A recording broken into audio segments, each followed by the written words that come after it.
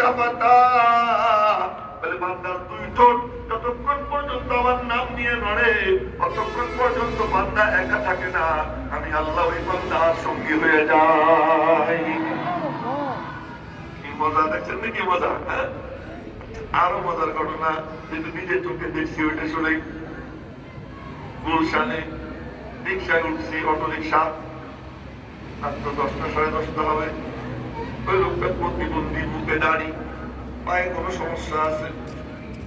প্রতিবন্ধী যারা আমাদেরকে আবার সবখানে অটো রিক্সা চালানোর অনুমতি দেয় ঢাকার সময়, যারা গেছেন দেশে